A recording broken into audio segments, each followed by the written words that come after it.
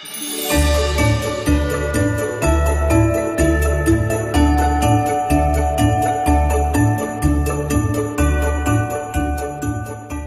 guys and welcome back to my channel. I have been traveling a long time. I have managed to make a lot of mistakes in my time. Today I want to talk to you about all the mistakes I've made. So the goal of my video today is that you learn from my mistakes and save yourself the heartache and pain of everything I have had to go through. So these are my top 15 travel mistakes that you don't need to make. Number one, this is such an obvious thing and I've been so good up until my recent trip, but check your baggage allowance. I didn't check this.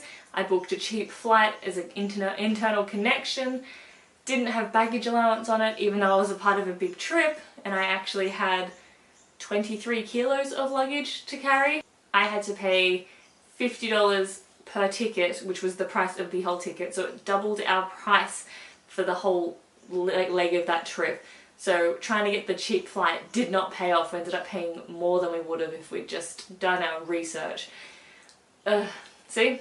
Even people who've done so many countries forget. That's why it's so important to always be on your game. Always check opening times. I tried to go to the Louvre on a Tuesday. The Louvre is closed on Tuesdays.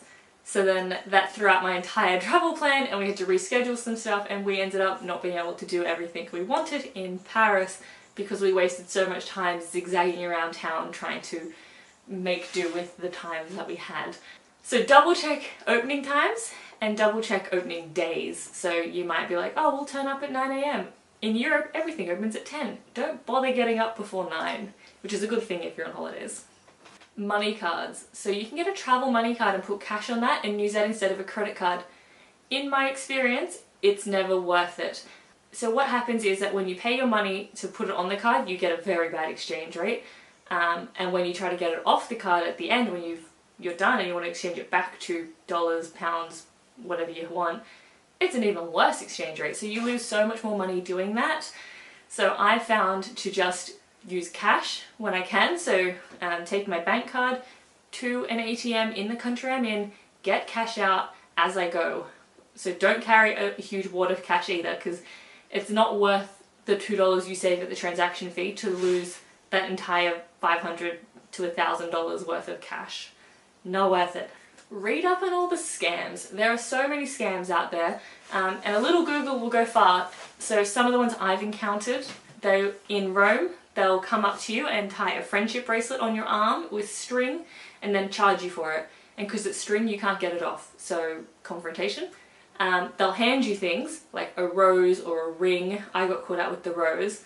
They hand you a rose, try and like appeal to your ego, I guess, and be like, oh my gosh, you're so beautiful, here's a rose, give me 20 euro for that rose. And you're like, no. But they won't take it back, so you've got to pay them. So that's another scam. There's honestly so many scams out there. Just read up and check them out so you're on your game. So I had people trying to get my hands to put the string on, but because I knew about it, I was like quick to pull my arms away and didn't let them do it. Not checking visas. Now this is a massive mistake a lot of people make, because a lot of places in Europe you don't need a visa, but if you go to South America, whew, you need visas. For example, Brazil was a $300 visa for me, Buenos Aires was $120, and Chile was $120. So the amount of money on that trip on visas alone was astronomical. So I did my research, I found out before we got there, and I was able to apply for a British passport for Daniel so that he didn't have to pay any of the visas, and the cost of the passport was less than the cost of all the visas. So he saved money and got a new passport. So it's worth just doing your research. Don't assume it's all going to be done at the airport. Even the Brazil visa, you had to go to the consulate. China's visa, I had to go to the consulate and give them my flights, accommodation, transport, everything. Not getting travel insurance. I cannot stress this one enough. I've never been on a trip and not had travel insurance. When I went to Korea, I mentioned this in a previous video, I went to Korea and my flight got cancelled and I had to book a new flight last minute. I was able to book my flight for $2,000 when my original flight was only $600, and I claimed that full $2,000 back. So we paid $100 in travel insurance and we got back $4,000 because of this one change. So I'm covered for the next few years. I'm still ahead. And just recently on my last trip, we had travel insurance, we lost our bags. They covered our costs to buy all new clothes and toiletries to cover us for the time we did not have our bags. $1,000 worth of stuff each. Sorry, 500 each, 1,000 total. That's a lot of money that could have been out of my pocket that now I don't have to. And you can use travel insurance so much. It honestly, if you're traveling in America, get travel insurance. If you end up in a hospital in Vegas overnight, $30,000. And they won't let you out until you pay that. I've heard of that happening to a friend of a friend. Next one is overpacking. I think we can all agree we've all overpacked. I've definitely come home from trips and looked at what clothes were in my bag and thought, I never even wore that. One of the things I found was using packing cubes, because often clothes I wanted to wear were buried at the bottom of my bag and I forgot I had them essentially, so I never wore them, but I would have worn them otherwise. So make the hard cuts. You don't need to pack so much. Pro tip, this is what I've done. If you pack wrong, you pack for the wrong conditions, whatever the case, it's a great excuse to buy more clothes while you're traveling. Check your data roaming. If you don't check your data roaming, it could cost you so much money. So just turn your data off and just use Wi-Fi. That's what I do. It is the cheapest option. Or you can get a SIM card if you want to pay that bit extra to have internet everywhere. Depends where you're going. I find around Europe, everywhere's got free internet anyway. You don't really need it for that short time between places you are not without internet. So it's up to you, but I don't think so. Main thing is to turn your data roaming off. Connection times. This is a massive one that a lot of beginners mistake. Don't leave enough time to change flights. You will miss your connecting flight and you cannot claim that back. So make sure that you leave at least an hour and a half. I don't care what airport it is, at least an hour and a half to change planes, to get off, get through this airport, go through security again, because for some reason that's a thing, and get on your next flight. Check with your bank. Tell your bank you're going on holiday. Don't let them shut off your cards. If you're doing my tip and just going to an ATM to get cash out, they might think that's fraudulent activity and then they'll prevent you from getting cash out. And that's the last thing you want, particularly if you're on the other side of the world and time zones are different and you can't just call your bank. Next is taxi prices. A lot of countries, you're far better off negotiating with the taxi before you get in it how much you're going to pay. So you know exactly what it's going to cost. You can't just get out at the end and they say $100, $200, whatever they want to charge you, and you have to pay it because they've already done the job. So make sure before you get into the taxi you say how much is it to wherever you want to go, negotiate a price, and then you get in. Wherever you're going, particularly on day trips, so I did a day trip from Rome to Pompeii. That is a very big day trip. It's a lot to fit in. But the number one thing you have to do is check the last train. Make sure you don't miss that last train back to your hotel, because you don't want to be stuck in somewhere unfamiliar overnight with none of your stuff. Always have that written down. I take a photo of it sometimes so it's on my phone so I can refer back to it, or just remember it if you can. I always take a photo, I'm too dyslexic otherwise. But record it somehow. Whenever you're packing up, do the technology check. Do you have your phone, your camera, your cables? The PCC, if you will.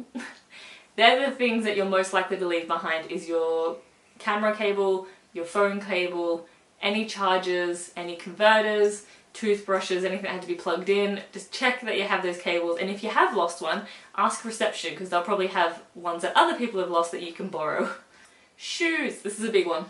Something my mum has yet to master is taking the right amount and the right types of shoes. Think of your activities, what are you doing, what shoes do you need? I didn't take a pair of stilettos to South America. I took hiking boots, sand shoes, but I did take a wedge because I knew we were going out when we were in Argentina. So think of your activities. I tend to take one from every category, so I take a pair of casual flats, so ballet flats for just city exploring. I take one pair of going out shoes because I'm a short person that needs a heel sometimes. And I take hiking boots or runners. And then always take some flip-flops, or thongs as I call them, because you always need a good shower shoe, because some of those hostel showers are gross. So having a scarf and flip-flops are like my must-have travel item, because they're just so versatile that if you are anywhere you don't want your bare feet to touch, slip on those rubber flip-flops. My last travel mistake that people make is that they let the mistakes ruin their holiday. I try and live by the mantra that if I can't change it, I'm not going to stress about it. So if something bad's gone wrong, no point being angry about it. Being angry and sulking or stressing about it is not going to change anything. Just try and embrace your situation and make the best of it. I like to think that if I have an encounter with someone and they are rude, rather than, or mean to me or do me wrong in some way, I don't like to let that ruin the rest of my day. They've already done enough to ruin that one interaction. I'm not going to give them the right or the power to ruin the rest of my day. So almost in spite, I try to go out and have a good day regardless of how they've treated me or what's happened. So I think that's a really important thing to live by if you're traveling, because it's so easy to get crabby or cranky when things go wrong, because they will go wrong. But you just got to take it in your stride and do the best you can. And try and stay positive, because remember, the dumbest mistakes make the best stories later. Tell me if you've made any of these mistakes in the comments below, or if you've done something that I haven't got on my list that you think's important. Tell me in the comments below, and remember to hit subscribe so I can see you tomorrow for my next installment of Vlogmas. And remember to give this video a thumbs up if you enjoyed it, because it means a lot to me. And I will see you tomorrow.